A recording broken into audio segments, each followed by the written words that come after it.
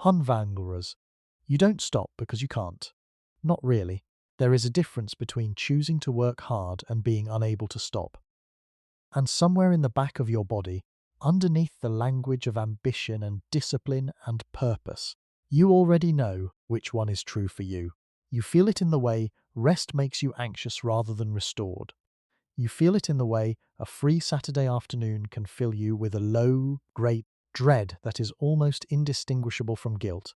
You feel it in the way your worth seems to live inside your output, in what you produced, what you completed, what you can point to at the end of the day and say, "There, that is why I am allowed to be here." This is not an essay about productivity. It is not about hustle culture or time management or the economics of burnout, though all of those things are real and worth examining. This is an essay about something older and quieter than any of those. It is about the part of you that learned, very early in your life, that stillness was not safe, that being unproductive was not just uncomfortable, it was, in some wordless and fundamental way, dangerous, that your value as a person was not inherent. It was earned, and it had to be earned again every single day, from the beginning, without exception. You did not decide this. It was decided for you in the accumulated weight of 1,000 small and ordinary moments that your child self moved through with a nervous system still trying to make sense of what made love arrive and what made it recede.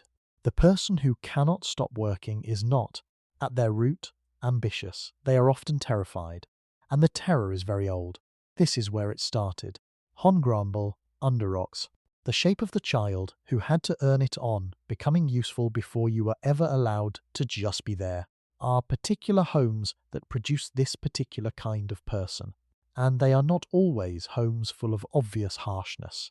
Sometimes they are homes full of work, households where the adults moved through life at a pace that communicated, without ever stating it explicitly, that rest was a kind of moral failure, where the parent who never sat down was held up, implicitly or explicitly, as the ideal, where being busy was the currency of worth, and a child who was not doing something useful was a child somehow in the wrong. Picture the child who cleans the kitchen before being asked, not out of helpfulness, but out of a careful, preemptive calculation, who brings home a report card of A's and waits, with the specific, held breath quality of someone waiting for a verdict, to see if the warmth that follows will be enough to last until the next achievement arrives. Who, when they do have an unstructured hour, finds themselves uncomfortable in their own skin in a way they cannot name, and reaches for something to accomplish just to feel the comfort of motion. This child has learned something precise and devastating. That being is not enough. That you must be doing. They have also learned to read the emotional atmosphere of their home, the way a pilot reads weather, instruments. They know which adult's mood requires careful management today. They know that arriving with an accomplishment, a good grade, a finished chore, a completed project, often smooths the air and makes warmth available.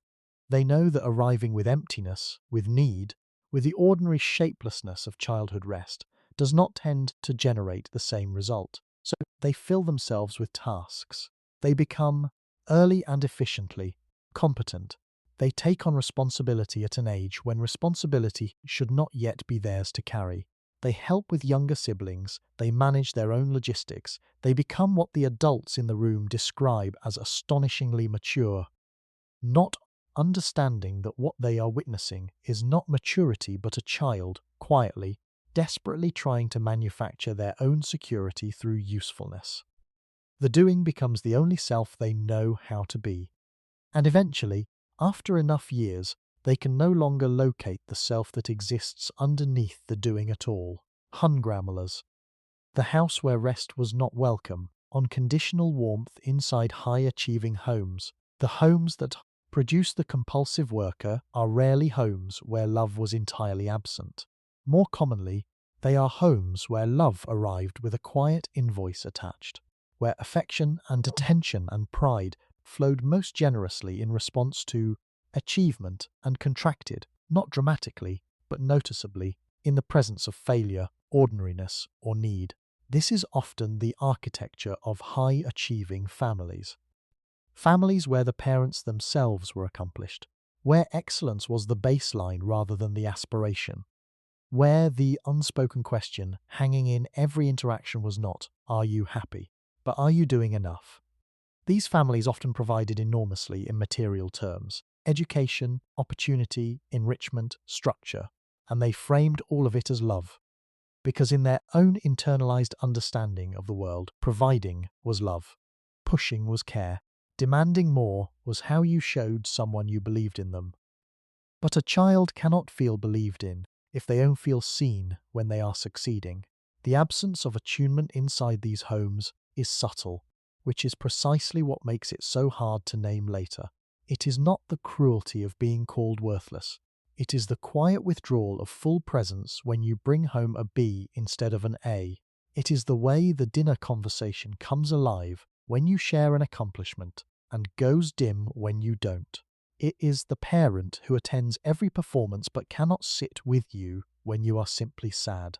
It is the experience of being praised for what you do so consistently that you begin to suspect, with that particular, wordless intelligence children have, that what you are would not be sufficient on its own. There is also something specifically damaging about the way rest was held in these homes. In families organized around productivity, rest carries a moral valence. It is lazy, it is wasteful, it is for people who have already done enough, which, in a household without a defined enough, means it is for no one. The child absorbs this before they have the language to question it. Rest begins to feel wrong in the body, not just uncomfortable but somehow shameful, a quiet evidence of inadequacy. This is the wound that hides most effectively inside ambition. Because from the outside, everything looks like drive. Everything looks like success. But from the inside, it never, ever feels like enough. Havengoraz. What the body learns to carry on the nervous system, that mistakes motion for safety. The human nervous system, in its ancient and extraordinary wisdom, learns to associate certain states with danger and certain states with safety. This is not a decision. It is not a conscious choice. It is the body doing exactly what it is designed to do, filing information about what generates threat and what generates relief, and then making that information automatic. So fast and so seamless that you will experience it not as a learned response, but as simply the way you are. For the child whose warmth and security were conditioned on output, the nervous system files its data accordingly. Activity equals safety. Productivity equals approval. And approval for a child is the closest available proxy for love. So the body learns that motion is the direction of safety, and stillness is the direction of exposure. In adulthood, this plays out with remarkable precision. The compulsive worker frequently describes a specific physical sensation when they try to stop, an agitation that lives below thought, a crawling restlessness in the limbs, a tightening in the chest that feels almost like danger, even when the rational mind can find no actual danger present. That is the nervous system faithfully executing its old programming. It is not being irrational, it is being exactly what it was trained to be. Shame, too, has a biological signature in this history. Early shame, the shame of not being enough, of bringing need into a space that did not welcome it, of failing to produce the version of yourself that generated warmth, trains the threat response system to activate in situations of perceived inadequacy. The brain registers the possibility of falling short the same way it registers physical threat. The stress hormones arrive, the heart rate shifts, the body mobilizes. And so the person keeps working, not only because working generates approval, but because stopping generates a physical state that their entire nervous system has learned to interpret as alarm. The busyness is not just ambition, it is regulation. It is the body's attempt to stay out of the specific interior territory where shame lives. Avoidant attachment patterns often develop here as well. A fundamental orientation towards self-sufficiency that keeps intimate vulnerability at a careful distance because the child learned that needing was the most unreliable strategy and doing was the most reliable one. These patterns do not dissolve with intellectual awareness. They live in the body, and the body is patient in its loyalties. Hanholnorans. The exhausted self in the middle of a full life, on surviving brilliantly and suffering quietly, the adult who grew from this history can look, from the outside, extraordinarily functional. They, they are the person colleagues rely on, the partner who handles logistics, the friend who shows up with competence and care, and rarely with empty hands. Their calendar is an artifact of extraordinary efficiency. Their output is real and often genuinely impressive. They have built something substantial in the world, and that something is not meaningless. But there is a conversation they have with themselves in the space before sleep that nobody else hears. A conversation that tallies, obsessively, compulsively, with an accountant's precision, what was done and what was not done, and whether the balance justifies the existence of another day. A voice that is never fully satisfied, because satisfaction was never modelled as a destination. Enough was never a concept that had stable coordinates. Their relationships carry the particular weight of this history, in ways that feel deeply confusing. They give generously and receive uncomfortably. Being cared for without having done anything to earn it, in that moment, creates a dissonance their nervous system doesn't know how to hold. A sensation almost like debt, an urgent need to even the ledger.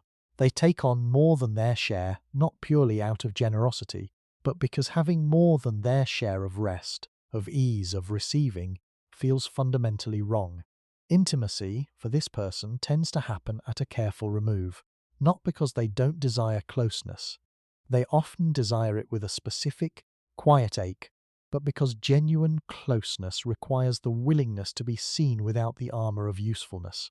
It requires sitting still in another person's presence and allowing that presence to matter without immediately doing something in response. And sitting still, as we have established, is where the alarm lives. The painful irony is that the thing they are most afraid of, being seen as insufficient, as not enough, is perpetuated by the very strategy they use to manage that fear. Because when you are always the one who delivers, you never discover whether you would be loved without delivering. The question remains open and terrible and unanswered. Hand growlers.